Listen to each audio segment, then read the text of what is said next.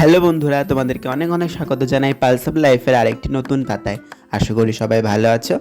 আর আজকে হচ্ছে 2রা অক্টোবর, মহালয়া। তোমাদের সকলকে জানাই মহালয়ার অনেক অনেক শুভেচ্ছা। আর মহালয়া মানে আমাদের বিশ্বভারতীতে আনন্দবাজার। তাই এখন বাজে হচ্ছে ভোর 3:30। উঠে পড়েছি গৌড় প্রাঙ্গণ যাবো বলে। এই গৌড় প্রাঙ্গণ যাবো, আনন্দবাজারে অ্যারেঞ্জমেন্ট করবো, এসব করার চক্করে ঘুম তো তেমন হয়নি। আবার বারবার বন্ধুদের ফোন, তাড়াতাড়ি ওঠ, গৌড় প্রাঙ্গণ যেতে হবে। তাই উঠেই পড়েছি অনেকটা ভোরেই। দেখো এখন আলো ফোটেনি, যা রেডি হওয়া, ব্রাশ ট্রাশ করা সব করে নিই। একটু আলো ফুটতে না ফুটতেই চলে যাব আমাদের গৌড় প্রাঙ্গণে। মহালয়ার ভোর যে আর 5টা দিনের ভোরের থেকে সম্পূর্ণ আলাদা হয়, সেটাই আকাশকে দেখেই বোঝা যাচ্ছে। তো চলো, আলো ফুটে গেছে, গৌড় প্রাঙ্গণ এবার যাবো। অলরেডি অনেক বন্ধুরা ওখানে চলে গেছে। তো চলো এবার গৌড় প্রাঙ্গণের উদ্দেশ্যে বেরোনো যাক। চলে এসছি আমাদের আশ্রম চত্বরে। দেখতে পাচ্ছ লোকজনে আজকে ভর্তি। অন্যান্য দিন এই জায়গাগুলো সব চুপচাপ থাকে, কারণ পর্যটকরা তো এর ভেতরে ঢুকতে পারে না, আর স্টুডেন্টদেরকে খুব লিমিটে ঢুকতে দেয়। কিন্তু আজকে আনন্দবাজারের জন্য লোকজনে ভর্তি। চলে এসছি আমাদের স্টলে। এই যে কয়েকজন বন্ধু এবং সিনিয়ররা সারা রাত জেগে স্টলের জায়গাটা ধরেছে, স্টলটা তৈরি করেছে। এখন আমরা সবাই চলে এসেছি ডেকোরেশনের কাজ এবার শুরু করব। এখন এসছি কয়েকটা কুচো ইট নিতে। এদিক ওদিক তো ইট পড়ে থাকে, ওই ছোটোখাটো ইট নিয়ে ওই বাঁশগুলো পুঁতে ইট দিয়ে দেবো, যাতে শক্তপোক্ত হয়। আর সকাল 6টার সময় আনন্দবাজারের দিন গোটা আশ্রম চত্বর ঢাক বাজিয়ে ঘোরা হয়। আর ওখান থেকেই মনে করা হয় যে তখন থেকেই যেন আনন্দবাজারের শুভ সূচনা হলো। কিন্তু 2রা অক্টোবর তো গান্ধী জয়ন্তী, আর গান্ধী জয়ন্তী উপলক্ষে উপাসনা রয়েছে সকাল 7টা থেকে। আর উপাসনা যতক্ষণ না শেষ হচ্ছে ততক্ষণ ঢাক বাজানো যাবে না। মানে এই বছর ঢাকটা ভোরবেলা থেকে বাজছে না, উপাসনা শেষ হওয়ার পরে বাজবে। তাই ভাবলাম যে চলো আবার উপাসনায় গিয়ে বসা যাক। ওই ঢাকটা বাজতে না শুরু করলে না আমরা মনে এনার্জিটা পাই না আনন্দবাজারে কাজকর্ম শুরু করার। তাই যখন ঢাকটা বাজছে না, সবাই বসেই আছি, ভাবলাম চলো একবার উপাসনায় গিয়ে বসা যাক। তাই এখন উপাসনা মন্দিরের কাছেই যাচ্ছি উপাসনা দেখতে। চলে এসেছি উপাসনা মন্দিরে উপাসনা দেখতে। শ্বেত বস্ত্র পরে আসিনি বলে মন্দিরের ভেতরে গেলাম না, বাইরেই বসে আছি। আর সত্যি এই উপাসনায় যে এতটা শান্তি, উপাসনায় না এলে বোঝাই যায় না। ভূপতি রাঘব রাজারাম গানটি এখন হচ্ছে উপাসনায়। আশ্রমের ছাত্রছাত্রীরা পুজোয় বাড়ি যাওয়ার আগে যাতে অনাবিল আনন্দ উপভোগ করতে পারে, তার জন্যই সেই সময়ে কবিগুরুর এই আনন্দবাজার উৎসবের সূচনা। তো আমি বসে বসে ভাবছি একটা মানুষ কতটা দূরদৃষ্টি সম্পন্ন, কতটা বিচক্ষণ হতে পারে, যার মাথাতে এই আনন্দবাজারের মতো একটা অনুষ্ঠানের কথা আসে। ফাইনালি উপাসনা শেষের পর ঢাকের বাজনা শুরু হয়েছে। 1 বছর পরেই ঢাকের বাজনা শুনতে পেলেও মনে হচ্ছে যেন বহু যুগ পর ঢাকের বাজনাটা শুনতে পেলাম। তো যাই হোক, 2024-এর আনন্দবাজার শুরু হলো।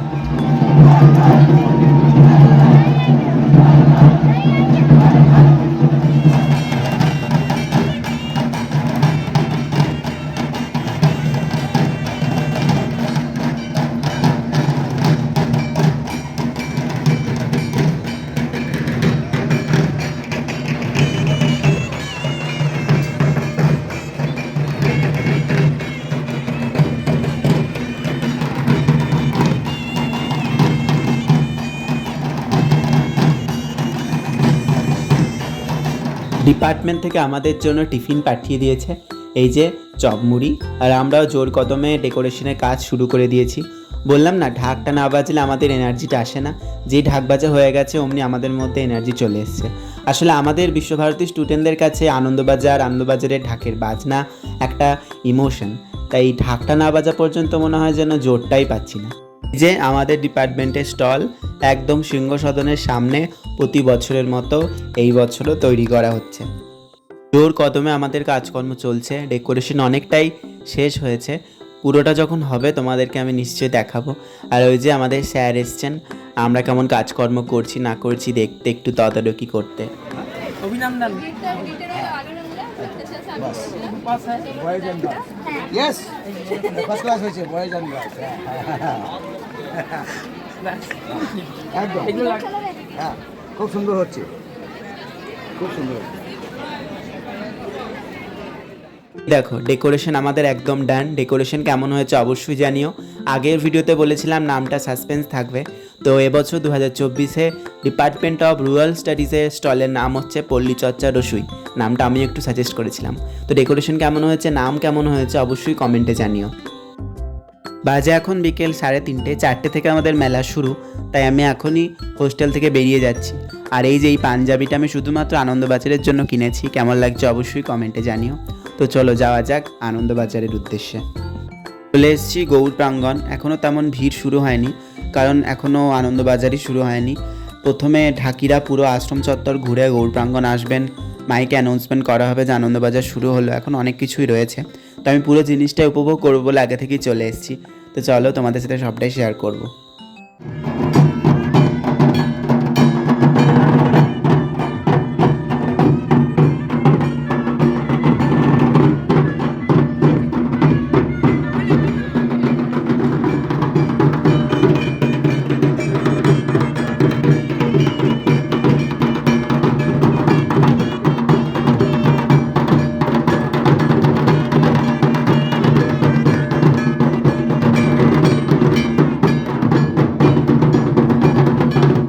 মোটামুটি আমরা সবাই চলে এসেছি, আর এখন খাবারগুলো একটু পরিপাটি করে সাজিয়ে নেওয়া হচ্ছে যাতে দেখতে ভালো লাগে এবং কাস্টমাররা আমাদের দোকানে বেশি আকৃষ্ট হয়।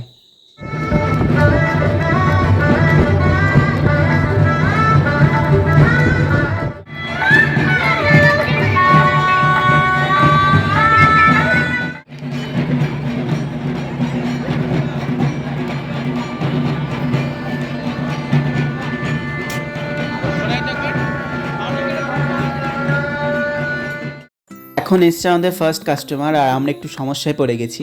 আসলে উনি একটা বড়া পাও নিলেন, কিন্তু পেমেন্টটা করবেন অনলাইনে, আর আমরা এখনও স্ক্যানারটা প্রিন্ট আউট করে এনে চিপকাইনি, তাই একটু প্রবলেম হচ্ছে আর কি।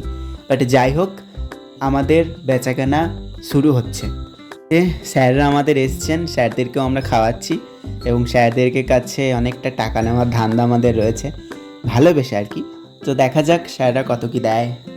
এখন আমাদের সবার প্রিয় রথীন্দ্র স্যার এসছেন, তো স্যারকে আমরা অনেক কিছু খাইয়েছি, এখন স্যারের কাছে টাকা নেওয়ার পালা। আর দেখো এত গরম, আমি একটা পাখা নিয়ে এসেছি আর স্যারকে হাওয়া করে দিচ্ছি যাতে স্যার ভালোবেসে আমাদেরকে টাকাটা দেয়। মেয়েরা ওই কাজটা করছে স্যারের কাছে টাকাটা চাওয়ার, আমরাও মেয়েদেরকে হেল্প করছি। তো দেখা যাক আমাদের রথীন্দ্র স্যার কত টাকা দেয়।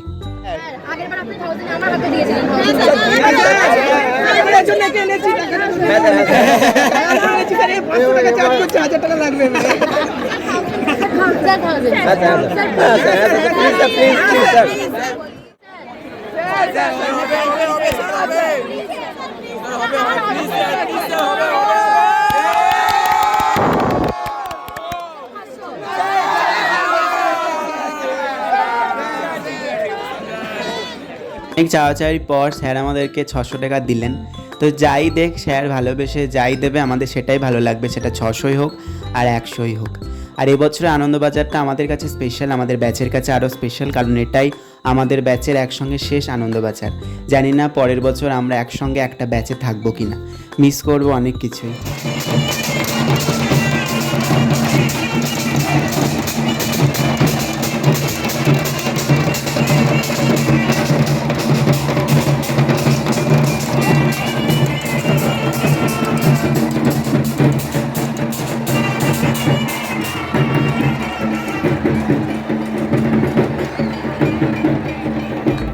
আনন্দবাজারের শেষ লগ্নে একদম চলে এসেছি।